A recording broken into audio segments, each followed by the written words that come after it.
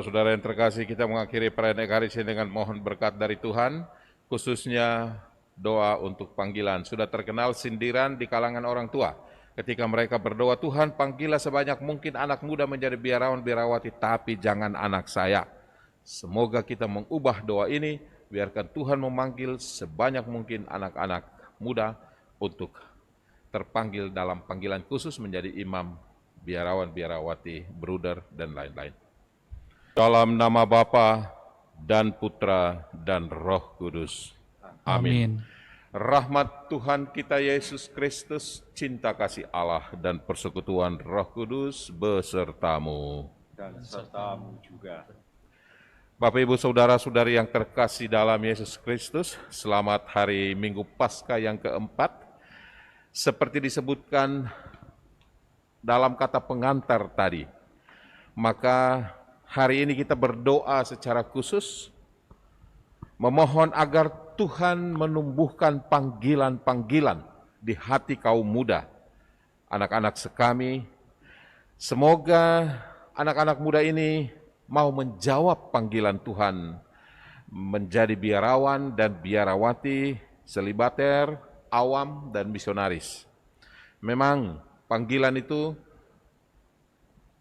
bukan hanya berarti panggilan umum, keterlibatan semua umat beriman dalam pelayanan, tetapi juga ada panggilan khusus. Dengan meneladani Santo Yosef, kita berani untuk menjalankan perintah Tuhan. Lewat mimpi-mimpi, Yosef mengubah hidupnya menjadi bermakna, bermanfaat, sambil tetap setia, taat, dan berani. Ia menjadi pribadi yang rendah hati dan bertanggung jawab. Bapak, Ibu, Saudara-saudari, para suster, para bruder dan frater, marilah kita melihat contoh ini dalam diri Yesus sebagai gembala yang baik. Injil Yohanes hari ini menceritakan tentang bagaimana gembala yang baik. Para imam Keuskupan Agung Jakarta bersama dengan uskup menjadikan kata gembala baik menjadi model hidup mereka. Bersama dengan umat, mari kita jalankan tugas penggembalaan, khususnya orang tua yang menggembalakan anak-anaknya. Bapak, Ibu, Saudara-saudari yang terkasih, saya tambahkan juga secara khusus para suster, para bruder, dan para frater. Seperti pada kata pembuka, Paus Fransiskus mengajak kita untuk mendalami tema Santo Yusuf, impian panggilan. Perhatikan kata ini, impian panggilan. Melalui mimpi-mimpi, Santo Yusuf telah mengubah hidupnya menjadi suatu anugerah. Saya kira setiap orang, kita semua pasti mempunyai mimpi. Bahkan saat kita waktu kecil seringkali ditanyakan tentang kalau kita gede mau jadi apa. Mimpi dalam pengertian harapan, cita-cita, itu dimiliki oleh setiap orang. Dan adalah wajar ketika seseorang anak ketika ditanya mau jadi apa, dia pasti jawab mau jadi dokter ke, mau jadi hakim ke, mau jadi banyak profesi yang menunjuk pada cita-cita. Kadang-kadang anak-anak juga menjawab, saya ingin menjadi seperti papa saya, berarti papanya itu papa yang baik. Saya ingin menjadi seperti mama saya, karena mamanya adalah mama yang baik. Demikianlah, figur-figur ini muncul ya, menjadi inspirasi dalam mimpi anak untuk menjadi ketika dia dewasa nanti. Itu hal yang wajar. Tapi saya lihat satu tayangan belum lama ini ketika seorang anak kecil, anak perempuan berumur 5-6 tahun ditanya, kalau gede kamu mau jadi apa? Dia memberikan jawaban yang sangat lugas dan spontan. Kalau gede saya ingin jadi HP, handphone. Loh, kenapa seperti itu? Terus dia menjawab, karena saya lihat setiap pagi yang dipegang oleh papa saya adalah HP. Ya, yang dipegang oleh mama saya adalah HP. Siang malam yang mereka pegang adalah HP. Mata mereka tertuju ke HP. Itulah yang dikantongin, itulah yang dipeluk, itulah yang dipegang setiap hari. Kalau saya menjadi HP, sayalah yang dipegang, saya yang dipeluk. Saudara-saudari, anak ini menjawab dengan sangat spontan, tapi merobek nurani orang dewasa. Ayah ibu seharusnya menjadi gembala dalam menuntun mimpi anak-anak agar mereka bisa mengubah hidupnya menjadi sebuah anugerah di masa yang akan datang. Kalau boleh sharing sedikit. Ketika kecil, saya ditanya oleh orang tua saya, mau jadi apa kamu? Saya bilang mau jadi pastor, mau jadi romo.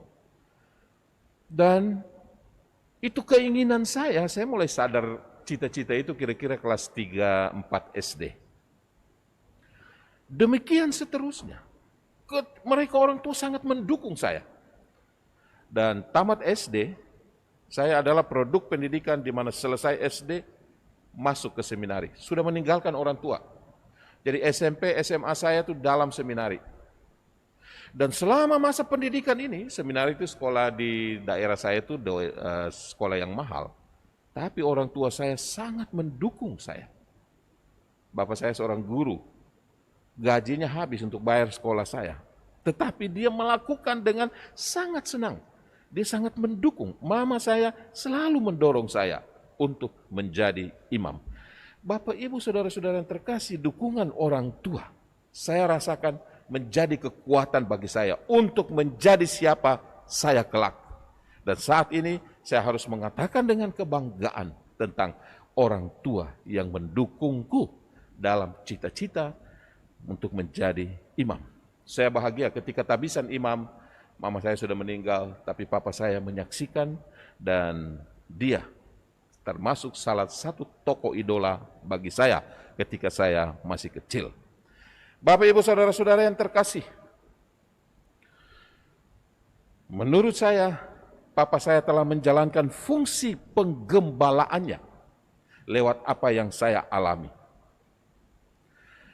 Mungkin bagus kita refleksikan contoh ini, makna penggembalaan dalam kitab suci seperti yang kita dengarkan dalam Injil tadi. Seperti yang saya katakan, gembala baik itu menjadi visi pastoral dari Bapak Uskup, ya, kardinal kita, dan juga para imam. Bertahun-tahun selalu diungkapkan tentang pastoral KAJ dengan visi gembala yang baik. Gembala baik ini dimunculkan dalam kitab suci itu sebagai kontras terhadap nasib kawanan yang menjadi incaran dari 3 hal berikut. 1, pencuri dan perampok. 2, orang asing.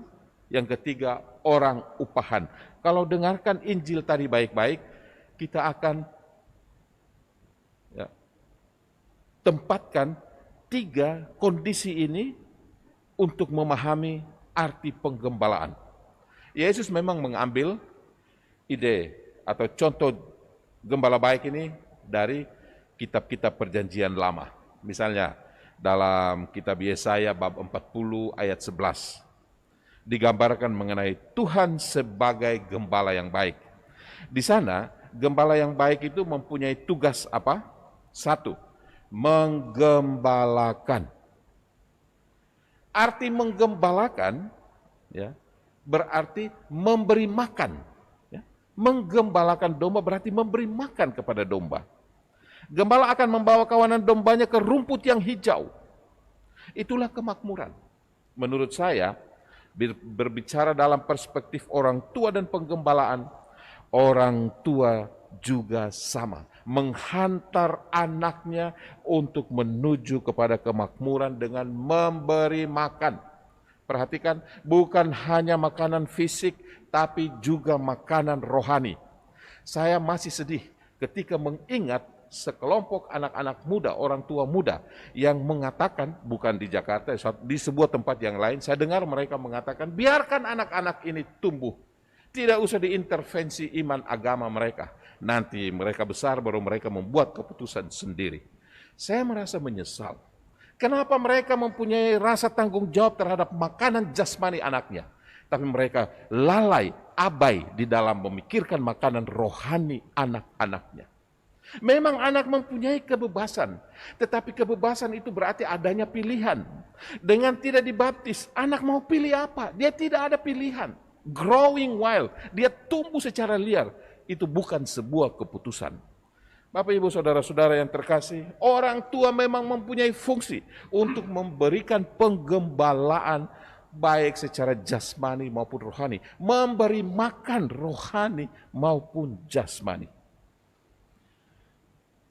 Yang kedua, fungsi gembala itu adalah dia berbaur, dia menyatu, bahkan memangku dan mendekap domba-dombanya.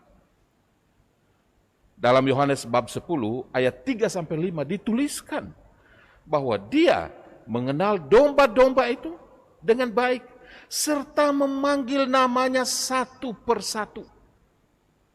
Gembala ini berbaur dengan domba-dombanya dalam segala keadaan. Sehingga tidak heran, aroma seorang gembala menyerupai domba-dombanya. Ya iyalah, tidak mungkin gembala berbau masinis kapal, enggak mungkin.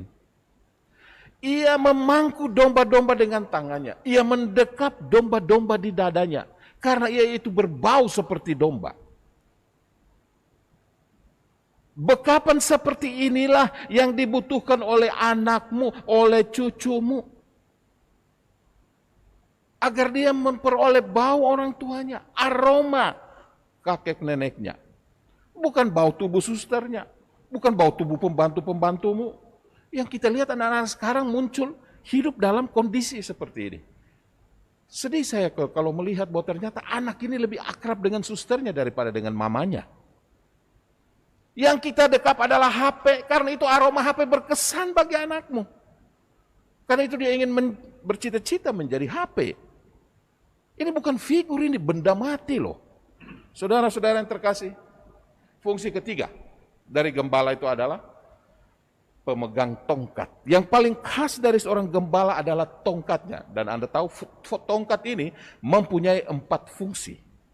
Pertama, melindungi dan menjaga. Domba itu adalah binatang yang lemah. Domba itu juga binatang yang penakut. Dia tidak diciptakan untuk bertarung.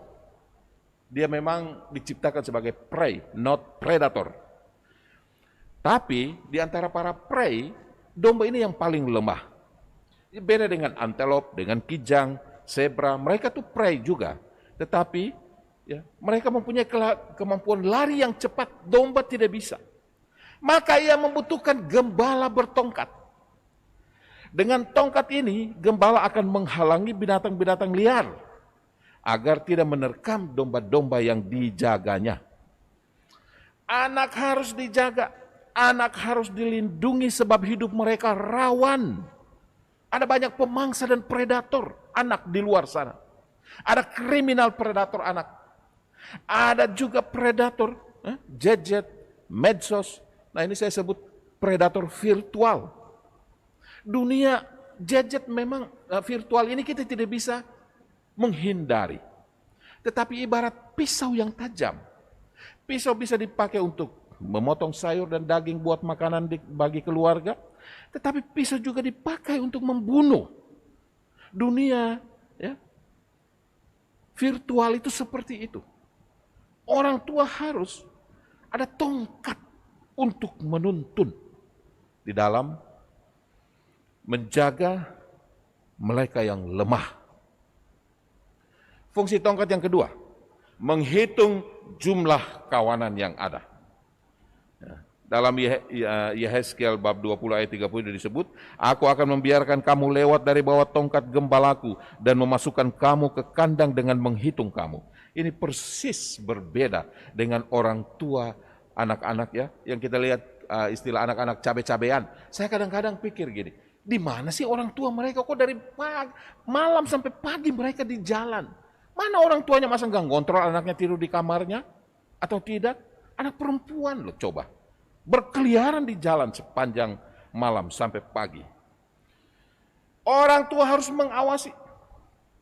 Juga orang tua harus membimbing agar anak tidak mencari bimbingan sendiri. Sebab ini sangat berbahaya. Orang tua jangan abai. Orang tua harus mengandangkan anak-anaknya. Anak-anak memang harus dikandangkan juga. Maksudnya apa? Kandangi mereka, pagari mereka dengan nilai-nilai tradisi, adat istiadat yang baik, etika dan moral yang berguna. Dan itu diwariskan dari orang tua kepada anak. Bila tidak, anakmu ancamannya adalah apa? Cabe-cabean di jalan sana. Anak tidak boleh growing wild. Luar itu adalah semak belukar. Dia bisa terhimpit oleh kejamnya jalanan.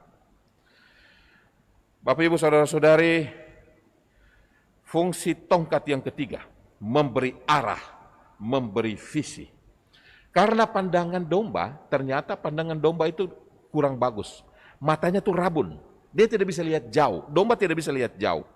Karena itu, supaya tidak tersesat, gembala itu sambil jalan, dia hentakkan tongkat itu di tanah. Ketukan-ketukan di tanah itu berguna bagi sang domba. Supaya dia tidak tersesat. Jadi dia mendengarkan di permukaan tanah ini ada ketukan. Maka dia ikuti bunyi ketukan itu.